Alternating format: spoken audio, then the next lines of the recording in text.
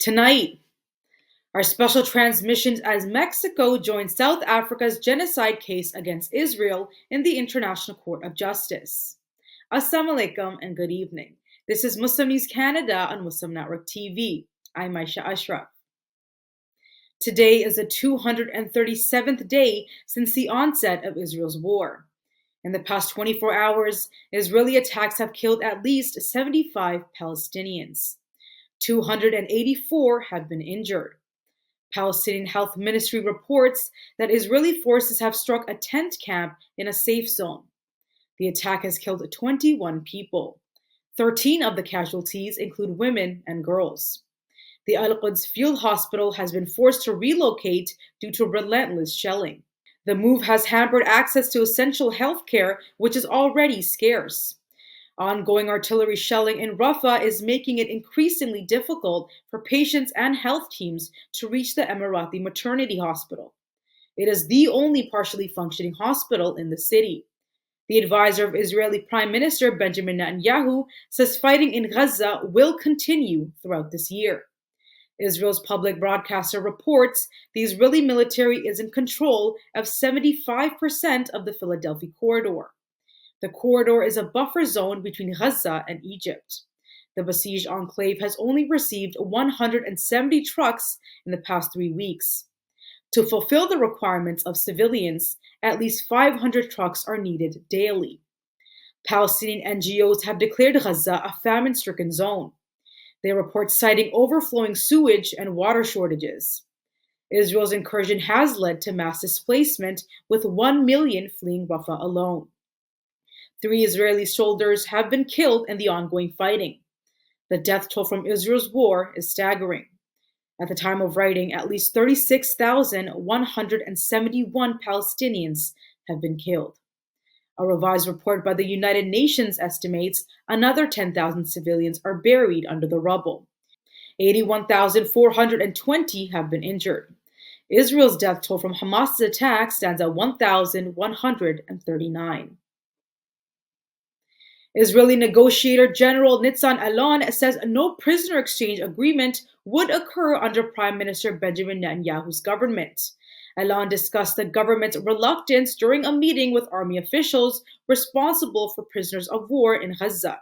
He is advocating for a deal that includes the gradual return of all prisoners, contingent upon halting hostilities. Families of Israeli prisoners protested near the defense ministry, criticizing the government's failure to prioritize their return. Analysts suggest Netanyahu is reluctant to end the Gaza conflict to divert attention from his corruption charges and the political instability in Israel. The right-wing coalition threatens to dissolve if a ceasefire is brokered. Mexico has joined a growing list of nations intervening in South Africa's genocide case against Israel, alleging violations of the UN's Genocide Convention. Colombia, Libya, Egypt, and Turkey have expressed similar intentions. Nicaragua and Colombia are also seeking to join under different International Court of Justice statute articles to assist the court. Mexico says Israel is involved in genocide and mass killings. It says Israel is deliberately obstructing humanitarian aid and is destroying cultural heritage. The World Court has yet to determine the admissibility of Mexico's application. Mexico's move coincides with the World Court's ruling to restrict Israel's offensive actions in Rafah. This development further isolates Israel internationally. The chief prosecutor of the International Criminal Court is also seeking arrest warrants for Israeli leaders. Former U.S. President Donald Trump has promised to forcefully suppress free Palestinian protests on university campuses. He has also vowed to expel foreign students attending the protests if he wins the upcoming election. The Washington Post reports Trump has praised the New York police for dismantling a similar protest camp at Columbia University. His comments came during a meeting with donors. He pledged to roll back the Free Palestinian movement by decades if re-elected. He calls the movement a radical revolution. French lawmaker Sébastien Dogoulou was expelled from a parliamentary session in the National Assembly. The move came after Dogoulou raised a Palestinian flag during a debate. Dogulu represents Marseille, a port city in southern France.